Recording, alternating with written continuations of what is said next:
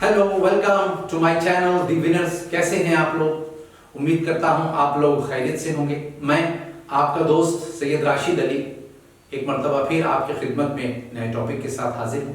मेरा आज का टॉपिक है चाइल्ड मैरिज। देखिए, हम एक तरफ तरक्की की बात करते हैं, डेवलपमेंट की बात करते हैं, और एक तरफ आज भी हमारे मुल्क में, हिंदुस्तान में, रूरल एरियाज में छोटी उम्र में बच्चियों की शादी कर दी जाती है, जो कि इलीगल है। इसके लिए अगर हम खुद कुछ नहीं कर सकते और हमारी नॉलेज में ये है कि कहीं कोई शख्स ऐसी हरकत कर रहा है, तो हमें पुलिस को इन्फॉर्म करना चाहिए। वो जाकर एक्शन लेगी। आपको ये डर है कि हमारी उससे कुछ दुश्मनी हो सकती है, झगड़ा हो सकता है, तो आप मत कीजिए, आप जाके पुलिस को इन्फॉर्म कर दीजिए। क्योंकि ये नाबालिग बच्चों की भी शादी आजकल हो जाती है। तो पहले ज़माने में चलिए होता था, लेकिन अब बहुत अवेयरनेस हो गई है। बहुत रूरल एरियाज़ को अगर हम चलिए थोड़ी देर के लिए छोड़ देते हैं, लेकिन जो विलेजेस हैं, जो टाउन एरियाज़ हैं, उनमें बहुत अच्छे स्कूल्स हैं, कॉलेजेस हैं।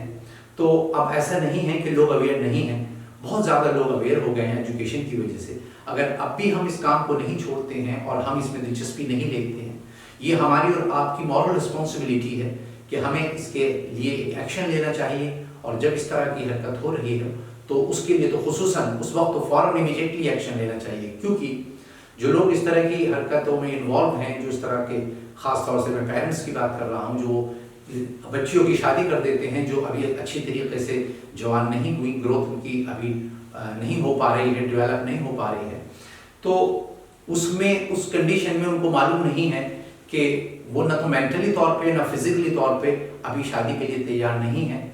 तो इसलिए कभी कभी ऐसा होता है, ये नेचुरल फिनोमिना है कि कुछ वक्त के बाद जब लड़की की शादी होती है तो वो माँ बन जाती है। ऐसी कंडीशन में डेथ हो जाती है, डिलीवरी के टाइम डेथ भी हो जाती है, क्योंकि वो फिजिकली इतनी स्ट्रांग नहीं थी। तो इसलिए अगर अब भी हम लोग नहीं जागते और अब भी इसके लिए कोई एक्शन नहीं लिया जाता, तो मैं समझता हूँ कि ये बहुत ही नासमझी की बात है, नादानी की बात है। इसमें होता ये है कि जो इस तरह के पेरेंट्स हैं, उनके दिमाग में एक चीज़ ये चलती रहती है कि अब बाकी जिम्मेदारी हमसे नहीं होती, कल ये और बड़ी होगी और फिर उसका ये तमाम तर चीज़ें करनी पड़ेगी। तो इससे बेहतर है कि इससे छुटकारा पाया जाए और उसकी शादी कर दी जाए। तो उसमें अब बाकी जब वो ससुराल में जाती है, क्योंकि अभी उसको दुनिया का पता ही कहाँ है, अभी तो उसका मैच्योरिटी लेवल बहुत ही कम है। 13 या 14 या 15 साल की जो बच्ची होती है, वो तो बिल्कुल बच्चों की तरह से होती है, जैसे छोटे बच्चे होते हैं, वो इतनी ज़्यादा मैच्योर नहीं होती। चाहे भले ही फिजिकली वो थोड़ी सी हमें लग रही है कि बड़ी हो गई है, लेकिन मेंटली तौर पर वो बच्ची उतनी मैच्योर नहीं होती जितने के 20 साल की बच्ची होती है, 22 साल की।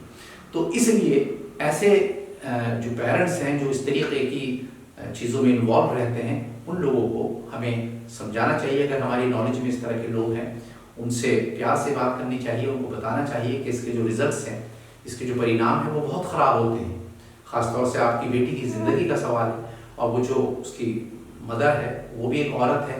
अगर उसको अच्छी तरीके से समझाया जाएगा तो कहीं ना कहीं वो समझ सकती है, क्योंकि उसके अंदर वो फीलिंग है, एक माँ वाली फीलिंग है, एक औरत वाली फीलिंग उसको ऊपर वाले ने अता की है। तो इसलिए अगर हम और आप इसके जानिब थोड़ी सी कोशिश करते हैं, थोड़ी सी एफर्ट करते हैं, तो मैं समझता हूँ कि ये परेशानी एकदम नहीं तो कुछ वक्त में, 2 साल में, 4 साल में, 10 साल में ज़रूर ख़त्म हो जाएगी। क्योंकि आज जो है सबसे अच्छी बात यह है पूरी दुनिया के लिए, आज नेट का दौर है, ये जो एरा है ये बहुत इंपॉर्टेंट है, और आने वाला दौर इससे भी ज़्यादा इंपॉर्टेंट हो जाएगा।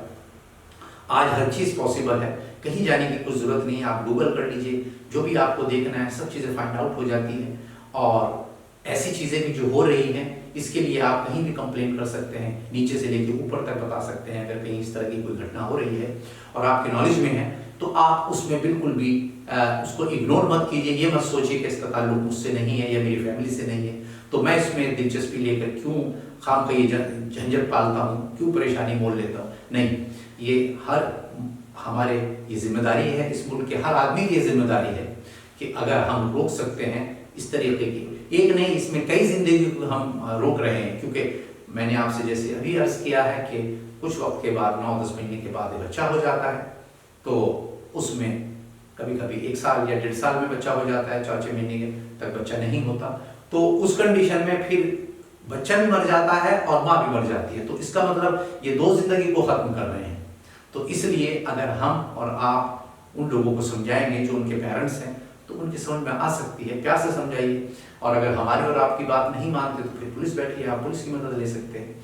तो इसलिए मैं उन तमाम तर सुनने वालों से ये रिक्वेस्ट करना चाहता हूँ कि अगर हम और आप थोड़ा सा इसके लिए एक्टिव हो जाते हैं और हमसे कहीं किसी का कोई भला हो जाता है, मैंने पहले भी ये अर्ज़ किया है और आगे भी मैं ये अर्ज़ करता रहूँगा, ये दुनिया का सबसे अजीम काम है, सबसे महान काम है। तो चलिए बस आज इतना ही, और आगे मैं फिर किसी दूसरी वीडियो में आपके साथ मुलाकात करूँगा। जब तक के लिए मुझे इजाज़त दीजिए। और आखिर में पहले की तरह मैं ये आपसे रिक्वेस्ट करूँगा कि अगर आपने मेरा चैनल अभी तक सब्सक्राइब नहीं किया है और लाइक का बटन नहीं दबाया है तो बराए करम ये दोनों काम कर दीजिए, बड़ी नवाजिश होगी। शुक्रिया।